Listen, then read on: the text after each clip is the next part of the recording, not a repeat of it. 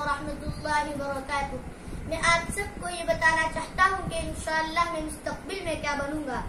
میرے دل میں بہت سارے خواب ہیں اور میری والدین کی بھی بہت ساری تمنائیں ہیں۔ ان کی اور میری سب سے بڑی تمنا یہ ہے کہ میں حافظ قرآن بنوں۔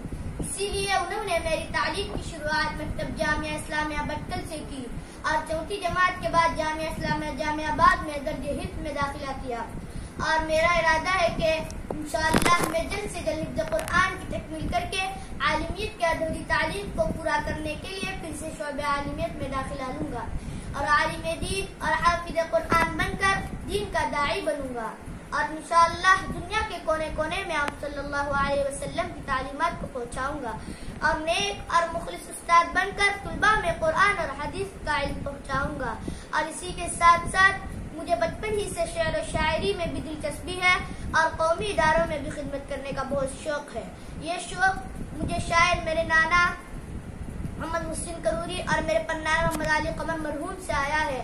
وہ دونوں شاعری بھی کرتے تھے اور قومی اداروں میں بھی خدمت کرتے تھے۔ اللہ ان دونوں کی مغفرت فرمائے اور مجھے ان کا نام روشن کرنے والا بنائے، آمین۔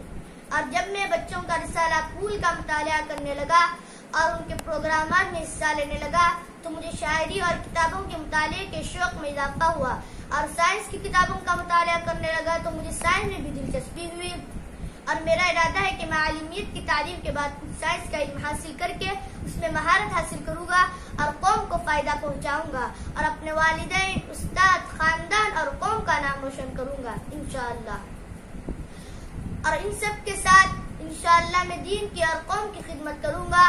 اللہ تعالیٰ سے امید ہے کہ انشاءاللہ میرے سارے خواب پورا کرے گا، اور آپ سب سے درخواست ہے کہ میرے اس مقصد کی کامیابی کے لیے دعا کریں۔ جزاک اللہ۔